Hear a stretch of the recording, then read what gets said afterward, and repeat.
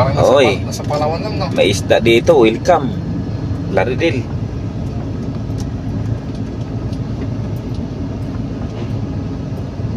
May nangangawil na mga driver ng ano Mga gurami yung mabili niya, mga ano doon. Maliliit lang na isda. Maganda talagang view dito. Ganda So na. guys, dito na kami sa Palawan. Puerto Princesa. Pumuntan layo ng biyahe nyo Gumaka Council. Yan. Sakop na pala ng Gumaka na ito dito.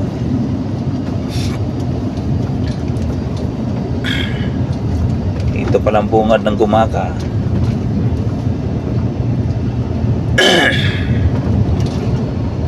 Dito guys ay parkingan namin to dito kung minsan. Kaso naghabol kami ng oras para makarating kagad kami doon magaga pa para makatulog sa kung darating kami madaling araw May public na tayo.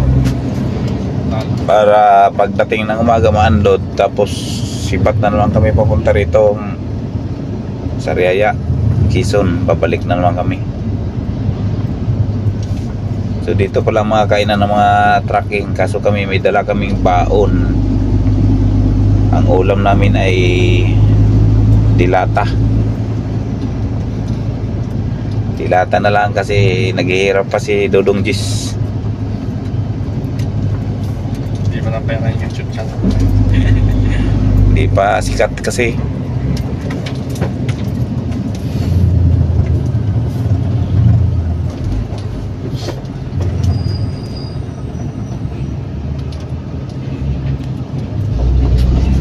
Ayun, wala nang dagat. Cover na. So dito pala guys, dagat tapos diretso bundok na. Malapit lang konti lang yung Kapatagan. Ayan hanggang doon na yan ay bundok na. Tapos dito sa kabila dagat.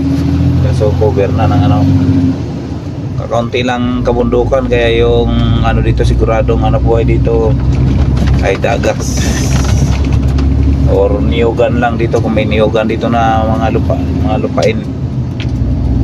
Dahil wala akong nakitang may taniman ng mga gulay dito. Hindi gaya ng Pangasinan ay marami malapad ang taniman. At saka malawak ang Kapatagan. Dito guys ay puro bundok. Ayan. I-cut ko muna dahil videohan ko doon sa may bayan ng Gumaka. So marami pala dito nasisiraan ng mga truck. Ayun, nasiraan yung truck guys. Yung iba pala doon sa Timunan mayroong mga nabangga naman kanina, kaso hindi ko na videohan kasi saka ko lang nakita kagad na nadaanan na lang. Ayan guys, so tabing dagat tapos bundok agad dito. Ayan, ganon ang area dito. Wala siyang Kapatagan na maluwang para pagtaniman ng mga palay or mga gulay-gulay. Puro niyog dito. Niyog, sagingan.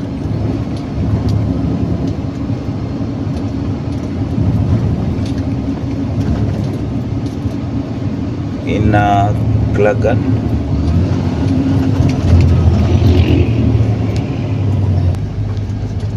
At yan nga guys, may ginagawa rito. May ginagawang kalsada o tulay pala. Tulay, ginagawang tulay. Bridge renovation. Renovate na tulay. Bridge renovation. Yan guys, dito pala, dito na kami sa area na malapit-lapit na sa bayan. So ang kalsada pala dito guys ay sira-sira.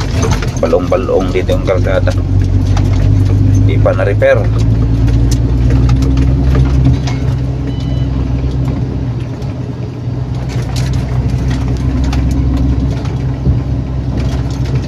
So ina-repair ang kalsada at panay hukay-hukay. Yan. At dito na pala kami guys sa bayan ng Gumaka. Gumaka Town Hall. Yan. Dito ay may paliko-liko dito. Yung partner ko dito ay di nakita ang signboard.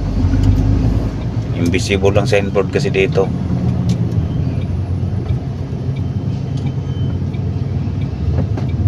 Okay. Ayan guys.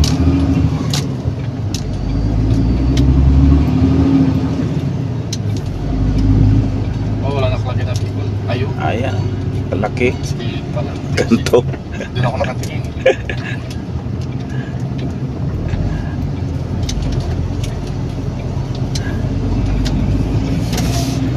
Sa kantuhan talaga. Lahat ng mga signboardan. Kung hindi bago dumating sa kanto. Mismong kanto. Okay na, no? Hindi na kayo po. Yan pa. Sa ano pa. Lupis pa. Tsaka sa ano. Kalawag pa. Lupis at Kalawag. Puro kanan lang naman yan eh. Likod. Oo. Eh may diretso. Hindi nakita ko may parang ano yun eh. May yan yun. Hindi na ako lilikod.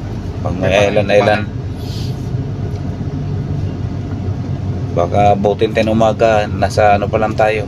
Dait. Bagay ang daanan naman doon. Ano, paliko-liko lang. Medyo hindi ganong tarik. Pero malayo. Sayang. Sayang yung oras. Pasalip na ma-unload tayo bukas. Hindi na tayo ma-unload. Kahit nandun pa tayo sa daan. Sila Willard pumunta, umalis ng alas 2 dyan. Kinabukasan pa na dumating. Ganda natin. Ako ayoko yung gano'n natakbo kasi bakit ka mo? Hindi ka na makatulog eh. Pagdating mo doon, maaraw na tapos i-discarga ka, wala ka ng tulog. Hindi ka gaya dito na dadating ka ng mga alas 2 o makatulog ka kasi gabi. Wala ka maraming isipin. O di pagising ng alas 8 o di magising na yun sila o andun na.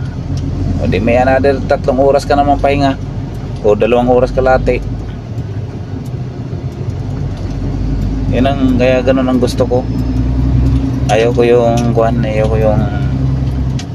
mapunta andun na kagad, wala nang tulog magka ganun.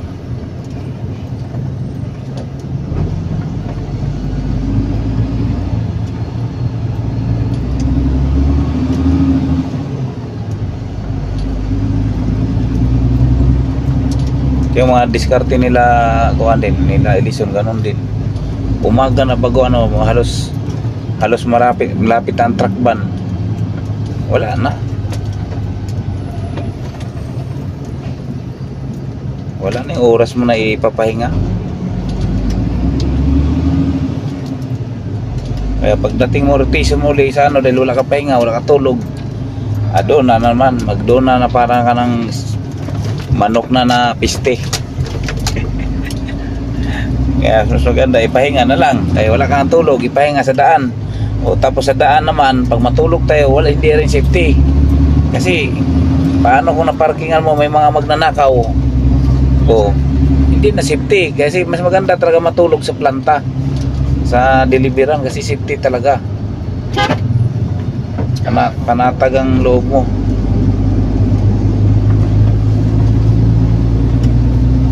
Kung mangyari naman, wag na lang pagkatapos unload din yan lang din naalis. Tulugan muna. Pag napasarap naman ang tulog, pagising mo gabi na.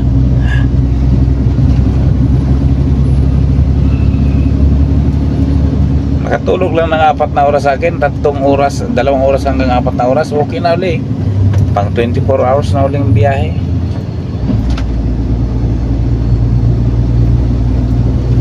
So guys, kakaunti lang yung hindi na ganong traffic dito sa Gumaka pala dahil mayroong bypass na ginawa dito, pero hindi pa ako nakadaan dahil sabi nga nila hirap daw talaga doon ang truck, matarik daw, kaya ang daming na hindi makakaahon na truck. Kaya ang nangyari, yung mga kotse or 4 wheels na lang ang pwedeng dumaan doon or mga motor. Kaya hindi na nagkukos dito sa Gumaka ng traffic dahil meron ng bypass.